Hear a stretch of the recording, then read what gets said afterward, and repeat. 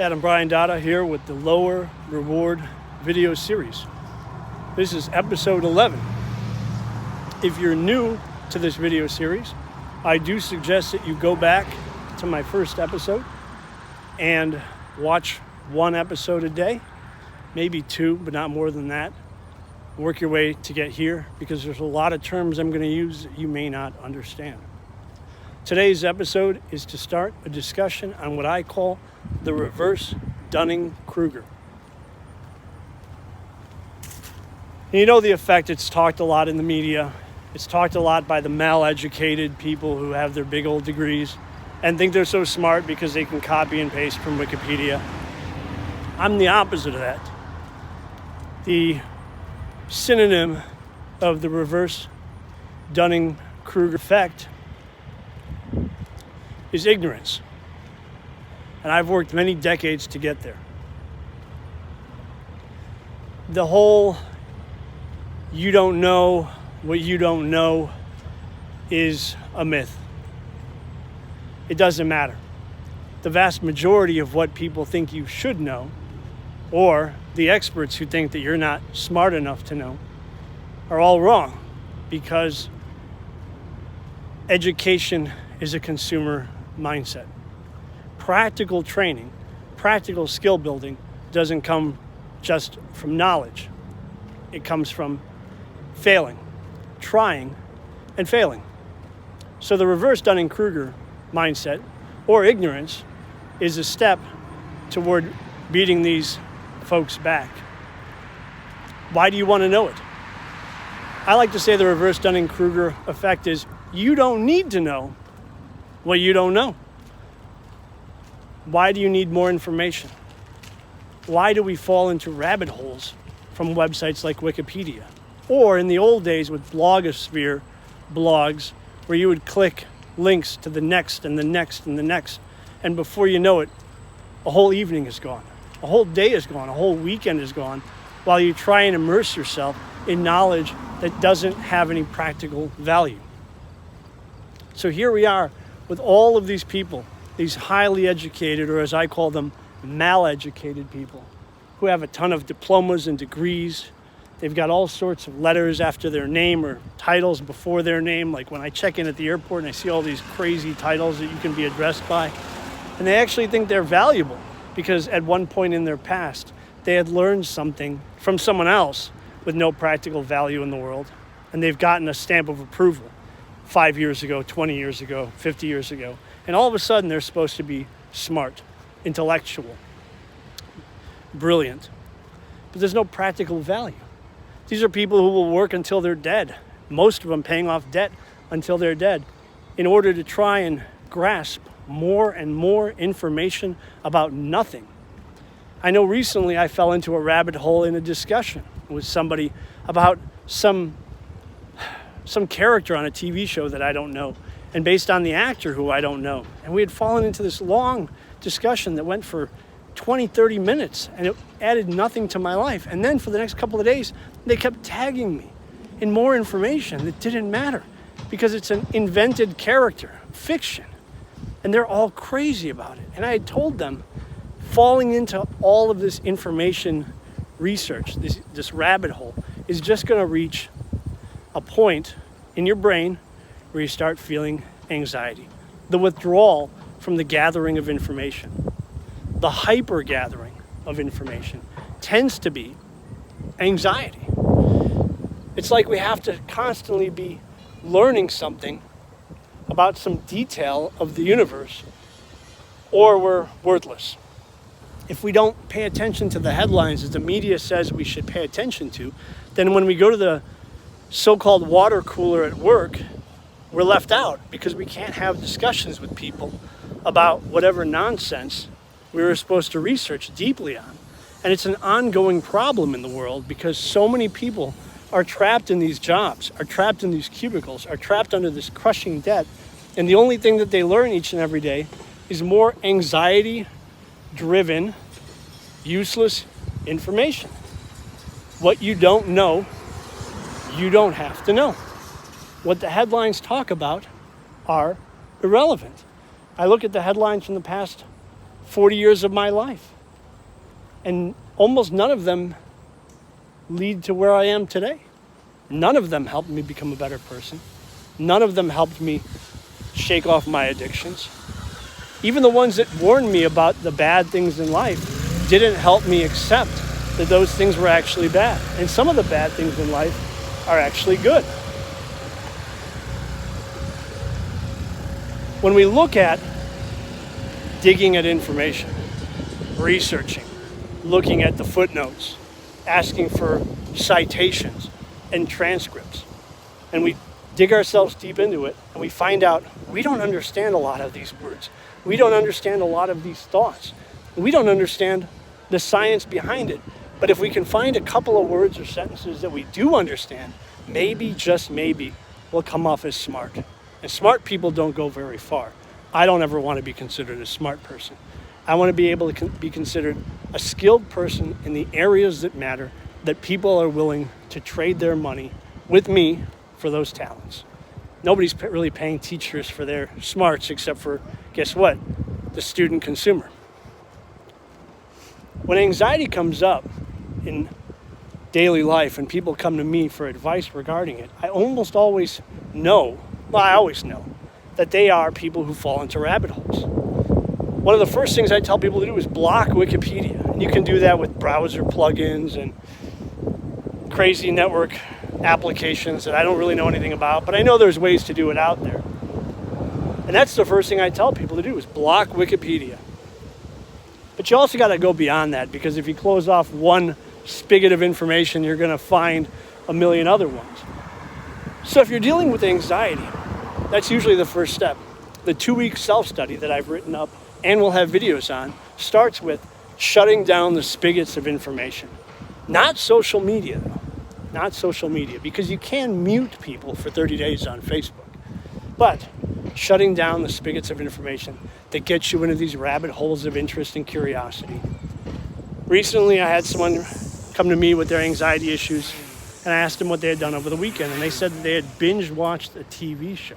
And of course, as someone who doesn't binge watch, I'd ask them, did you hit up Wikipedia or IMDb to look up details about those actors or those characters or the universe that the show was in? And they said, absolutely. Sometimes to the point where they read up about future episodes so they wouldn't be surprised. So they took the one potentially interesting emotion and they got rid of it, so that all they had left was addiction to figuring out where the story goes, and then addiction to falling into this deep, endless rabbit hole of information about actors they don't know, characters that don't exist, stories that are impossible, and actually rob from their own sense of comfort and contentment. And that's what they're left with, anxiety. And they said after the show was done, after 5 or 7 seasons was binged, they spent another week looking for other shows to binge. Mindless anxiety created in the mind of the consumer by smarter, lower reward producers and their production teams. When you get into debates with people about things that don't matter, whether it's politics or religion or sports teams or music styles, when you get into these debates, the fastest thing that we are to do is to jump into the rabbit hole of information and try and find something that agrees with our side and maybe potentially disagrees with their side. So just having debates on the internet nowadays falls apart because the goal there isn't to be correct, but to have the most data to back it up. And to get that data, we fall back into the information rabbit hole. We do it again and again and again. We look deeper and deeper. We get more and more interested in more and more things. And all of a sudden, that whole debate and winning is gone because we're stuck in the rabbit hole of information gathering. Remember that the media's goal isn't to try and change your mind. The media's goal is to try and polarize your mind. To go from happy in one moment to sad in another moment. To make you feel smart in the beginning of the article and leave you feeling dumb somewhere in the middle of the article, and then make you feel smart again at the end. They're pushing and pulling at you as a consumer, knowing that these have been neuroengineered media tidbits for a couple of hundred years. Something that hasn't existed in the human spectrum for the tens of thousands of years that humans have communicated. It's only been recent that the pushing and pulling of emotions, the polarizing of happy and sad, has been part of the media's game plan. So when you're feeling anxiety, you have to think to yourself, am I over-consuming information? Am I hyper-consuming useless data that doesn't make me a better person for myself and the people that actually matter? We sit here and we wonder, what are we going to do next? What's the next step? The easy next step is always find another TV show to binge. And from that, find more information to rabbit hole into.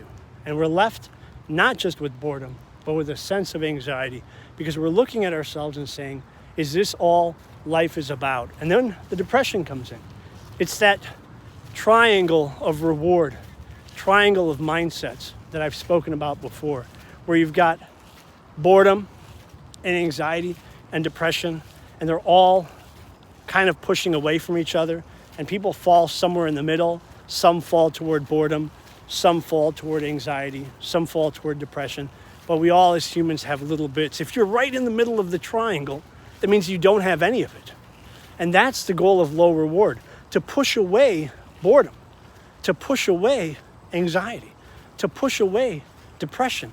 And the way to get away from anxiety, the way to push away from anxiety is to become ignorant of social policy, to be ignorant of people who you don't know. If you don't know the person in the media article directly, if they don't know you directly, if you can't pass each other on the street and stop and know each other's names, that person doesn't matter. You can't vet them. You can't objectively know if they are a person of value, if they've gotten to the point in their life that they're at because of making bad mistakes or good decisions. So when you feel that anxiety, you have to ask yourself if the pieces of information you've learned the most in the last couple of weeks, maybe even the last couple of days, has been about artificial characters or sadness that your sports team lost. Is that what the information you've gathered has been? Has it been some useless history or details that were written by the victor? Has it been some crazy deep science that not only do you not understand, but potentially the researchers and doctors and scientists don't understand either? Well, then why are you stuffing your brain with that information? Maybe instead of stuffing your brain with information about nonsense that doesn't matter, you should work on building a skill. You want to know about not feeling anxiety? Work on a skill. When you fail at it, you'll feel little bits of depression and little bits of anxiety and little bits of boredom, but you'll be pushing away from all of those because you're reaching for success. You're reaching to give yourself expertise in a marketable skill, or maybe a skill that you just want. I like to learn to ferment vegetables, for example. Not exactly marketable for me because I'm not going to sell it to anybody, but getting there with the stresses of failure, I still got there successfully. Build yourself a skill instead of binging. What about learning more about the people you care about? Have you reached out to a parent, a kid, a sibling, a cousin? Have you reached out to a neighbor who moved away? Learn about them. Are they people that you worry about? Are they people that you could care about? They've got just as much drama as that Netflix or HBO Max TV show you're binging.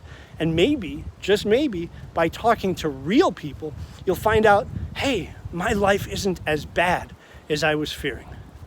I'm not as much of a loser as the mirror was telling me. By connecting with real people, you're doing something that's ancestrally, paleologically supported. You're building a real network of memories with real people, of details that actually matter. If you ever think that you don't know enough, just remember, you don't need to know what you don't know. I'm Adam Brian Dada, and this is the Lower Reward video series.